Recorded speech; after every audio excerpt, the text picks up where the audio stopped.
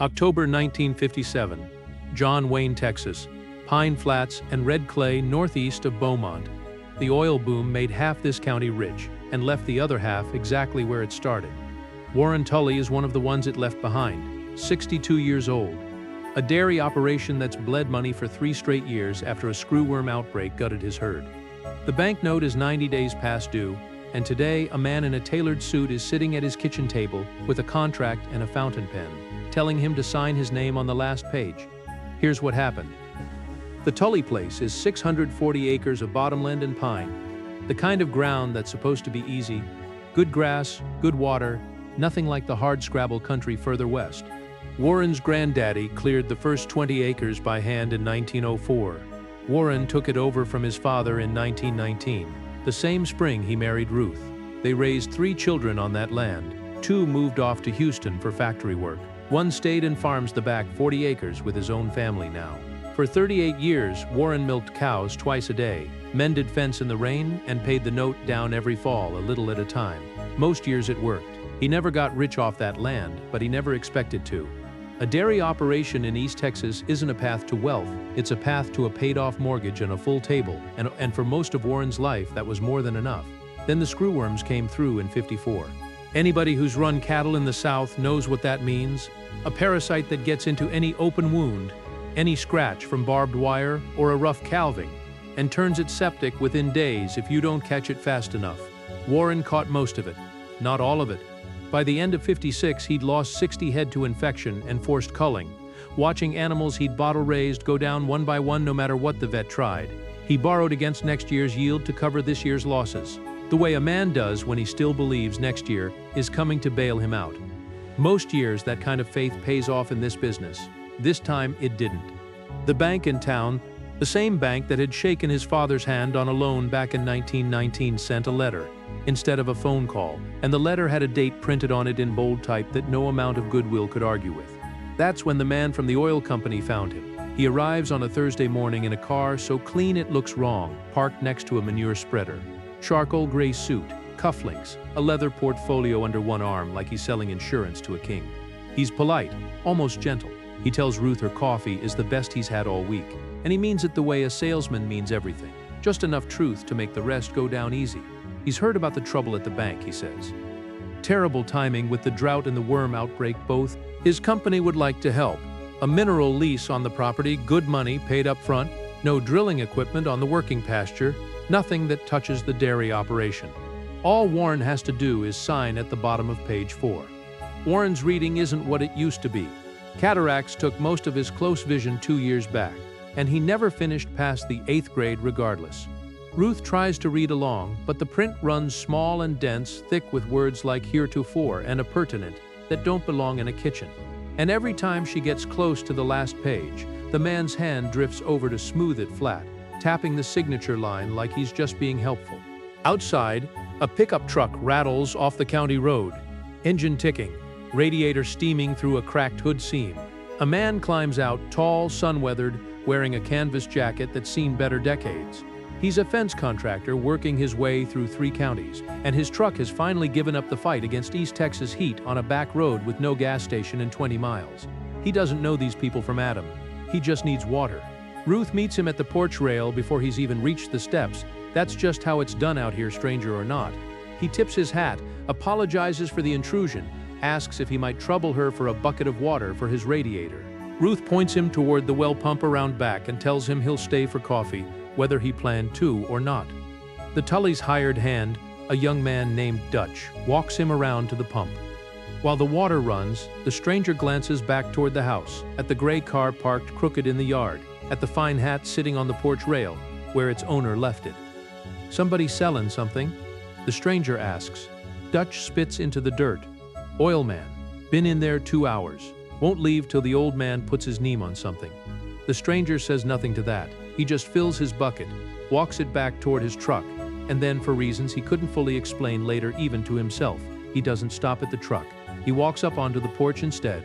Inside, the oil man is still talking, still tapping that 4th page.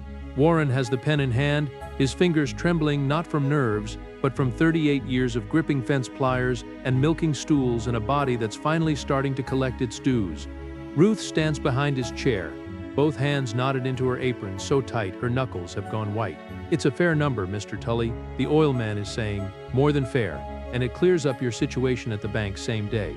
You sign here, I drive into town this afternoon, your note's paid before the bank closes. You keep the house, keep the land, keep doing exactly what you've always done, except now there's money coming in instead of going out." It sounds like salvation. That's exactly how the bad ones are built to sound. The best cons never feel like a con while they're happening. They feel like relief showing up right on schedule, like the world's finally decided to cut a tired man a break after years of taking things from him. Nobody signs away everything they own because they think it's a bad deal. They sign because somebody skilled enough made it feel like the only good option left on the table, and desperation has a way of making bad math look like simple arithmetic. The screen door creaks. The stranger steps inside without waiting to be asked twice, sets his hat against his chest, and says, "Ma'am, mind if I sit a spell? Truck needs to cool a bit longer before I can get back on the road." The oil man's smile goes tight at the corners. "This is a private matter, friend. Didn't mean to intrude," the stranger says, already pulling out the empty chair at the end of the table. "Just restin' my legs." He pours himself coffee from the pot on the stove like he's done it in that kitchen 100 times before. Nobody stops him. Warren's hand hovers over the paper, pen an inch from the line. "Hold up a second," the stranger says, not sharp, not loud, just the kind of voice a man uses when he's asking to check a horse's teeth before he hands over cash for it. "Mind if I take a look at that first?" The room goes dead quiet. "This isn't your concern," the oil man says, color rising in his neck. "You're right," the stranger says, "it's his. Problem is, he can't read the small print no more, and I'm guessing you already noticed that." He sets his coffee down and holds one open hand across the table. Doesn't grab, doesn't demand, just waits. There's something about a hand held open and steady like that. It's harder to argue with than a fist ever could be. After a long moment, the oil man's jaw works once, and he slides the 4 pages across the table. The stranger reads slow, every word, every line, thumb tracing down each page like he's following a fence line he doesn't trust. The kitchen clock ticks through what feels like an hour but isn't 3 full minutes. He gets to the bottom of page 3, and his face stays even, but something behind his eyes goes cold and still, the way a pond goes still right before a storm hits it. Here's what those 4 pages actually say. The first 3, printed in generous, friendly type, describe a standard mineral lease, reasonable terms, fair royalty percentage. Everything Warren was told to expect. But page 4, buried in dense legal script, the oil man had been keeping covered with his palm, isn't a lease at all. It's a deed of sale. The whole 640 acres, house, barn, dairy herd, the family graves out past the tree line, signed over outright to the oil company. Total payment, $3,800, the exact figure owed at the bank. To the penny, meaning the oil man knew precisely what Warren owed before he ever pulled into that yard. You ever watch someone get robbed politely, over coffee, in their own home by a man who never once raises his voice? It changes something in you. It makes a part of you go very quiet and very focused all at once. The stranger squares the 4 pages into a neat stack, doesn't crumple them, doesn't throw them, just lines up the edges careful as folding a good shirt. "You drove a long way," he says finally, "to take a man's whole life off him for less than a used tractor's worth." That's a legally binding document, the oil man snaps, reaching for the pages. Once he signs, he hasn't signed, he's about to. "No," the stranger says, "I don't believe he is." He picks the pages back up, folds them once, lengthwise, then, without any hurry at all, the way a man tears up a losing lottery ticket, he rips the contract straight down the middle. Then again, he sets the pieces down in a small, tidy pile in the center of Ruth's kitchen table. The oil man is on his feet now. "Do you have any idea what you've just done?" "That's company property. It's paper," the stranger says, "untrized paper. It's not filed anywhere. It's not worth the ink they wasted printing it. You think tearing it up saves him? He loses this place to the bank by Friday regardless. You've done him no favor at all, just handed his land to a different set of strangers. He wasn't wrong about that part, and everybody in that kitchen knew it. The stranger could have stopped right there. The swindle was dead. His debt to these people, a family he'd known for 11 minutes, was 0. He'd done his part. He could put his hat back on, walk out to his truck, and drive off into the pines without a second thought, and nobody in the county would ever have blamed him for it. Most men would have. Most men, having already done the decent thing once, would have counted that as enough decency for one afternoon and gone on their way with a clean conscience. There's no shame in that. A stranger owes another stranger exactly nothing beyond common courtesy, and tearing up a fraudulent contract in front of witnesses is already more than most people would risk getting involved in. He'd already spent more goodwill on the Tullys than most passers-by spend on family. Instead, he reaches into his jacket and pulls out a checkbook. He asks Warren one question. "Quiet. What's owed at the bank?" "All of it today." Warren's voice comes out barely above a whisper. $3,800 near enough with the interest they've tacked on. The stranger leans over the table and writes the check standing up. He writes it for $4,500, tears it free and sets it face up in front of Warren. $3,800 kills the note, he says. Rest buys you feed and vet bills till the herd's back on its feet. Warren stares at the check like it might disappear if he touches it. His hands stay flat on the oilcloth. "Mister, I can't take this, don't know your name." Got no way in the world to pay it back. Wasn't offering a loan. Ruth's hand has come up over her mouth. Dutch is standing in the doorway now, hat already off his head without him seeming to notice he'd taken it there. The stranger straightens up, picks his hat off the table. 38 years you held onto this ground through worse than a bad season, he says. Man holds a place that long way I see it. The place owes him something back eventually. Call it the land settling its own debt. He doesn't wait for a response. He nods once toward the torn pages still sitting in their neat pile. Keep that where you'll see it. So next fella who drives up here in a nice suit. You'll know exactly what to watch for. Then the oil man snatches his hat and portfolio and is gone. Gray car fishtailing out of the yard and back down the county road too fast. Dust hanging in the air behind it long after the engine noise fades.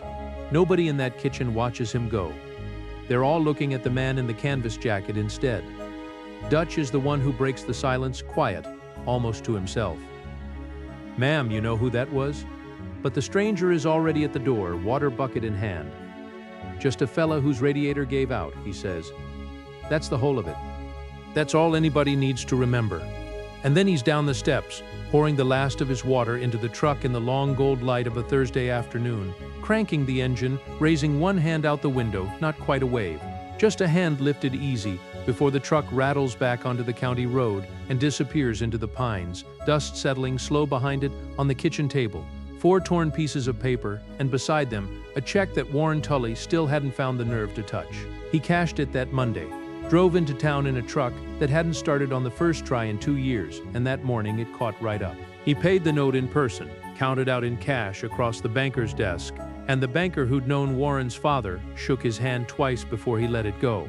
Warren used what was left to restock feed and cover the vet bills that finally cleared the screwworm outbreak for good. The herd came back healthy that spring. It always does eventually, if a man's still standing when it turns.